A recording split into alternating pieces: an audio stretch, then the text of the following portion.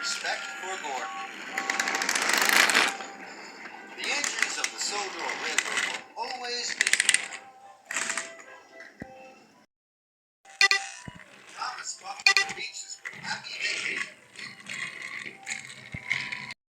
Gordon proudly pulled the express. Gordon thought he was the strongest, fastest, and cleanest engine on the whole of the railroad. But one thing bothered him. His firebox rattled as it cooled down at night. Gordon knew his rattle stopped the other engines from getting to sleep. That night, Gordon's firebox went click, clunk, click, clunk. Thomas and Percy started to check. Rattler Gordon's keeping us all awake, Percy. The only engines keeping other engines awake, puffed Gordon crossly, are little engines with very bad manners. But secretly, he felt rather embarrassed. In the morning, Percy teased Gordon again. "Rattlebox is awake at last," he puffed out loud. Gordon ignored Percy. He did not like being called names. "I'm the strongest and the best," he told himself. "Strongest and best, strongest and best, cleanest and fastest, and pull the express."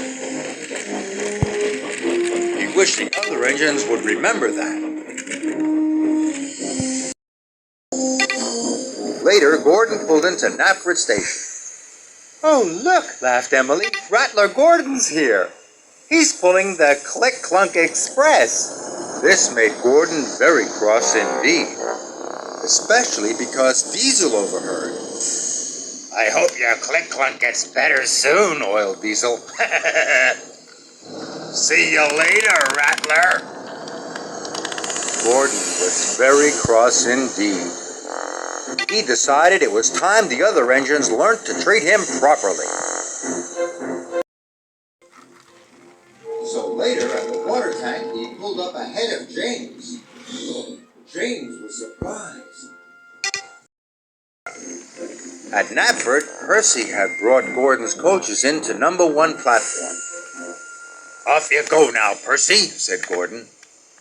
"Number 1 is my platform. Little engines shouldn't hang around."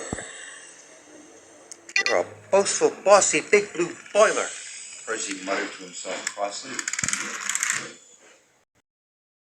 Later, Gordon told his friends to give a polite toot-toot whenever they saw him.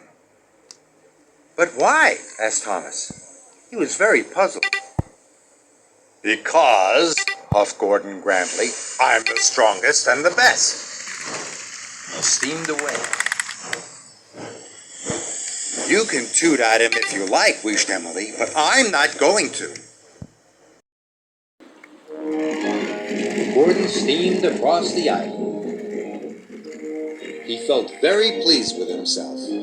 He was sure the other engines would forget his clunk-click and treat him properly now.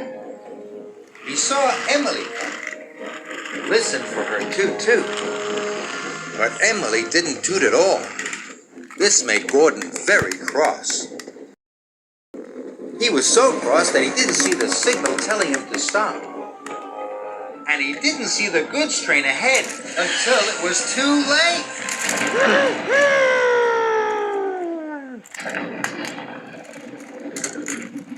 Luckily, no one was hurt. But Gordon came off the rails and he was covered in gooey red jelly. Oh! As Gordon waited to be put back on the rails, Percy arrived. "Hello, Gordon," greeted Percy. "I see you're not the cleanest engine anymore." Then James puffed up. "I don't think you'll be pulling the express for a while, Gordon," joked James.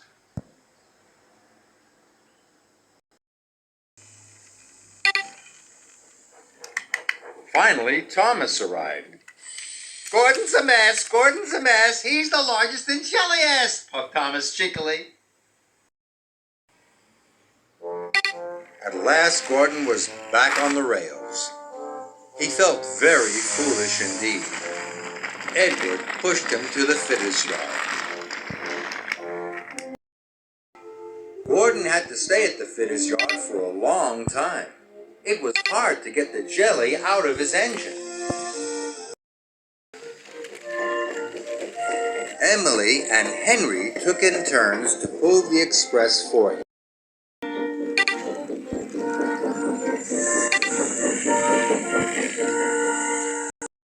One evening at Tidmouth's sheds, Henry puffed. "It's hard work pulling the express." "Yes," agreed Emily. "Gordon must be very strong to pull the express so fast."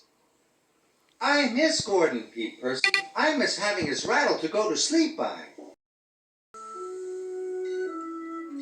Gordon knew the other engines were pulling the express for him. "Thank goodness for Emily and Henry," he thought. "I'm sure they're doing a very good job." Finally, Gordon was as good as new. The fitters had even managed to fix the rattle in his firebox. That evening, Gordon had something to say. "Is it about being fastest and the best?" teased James. "Not at all," puffed Gordon. "I know my rattle kept you awake at night, and I'm sorry. And I was also silly about the toot-toots. I realize now that engines toot-toot other engines because they work hard and deserve it, not because they ask for it." "But we think you do deserve it, Gordon," said Thomas, "because you work hard and you're a really useful engine." All the other engines agreed.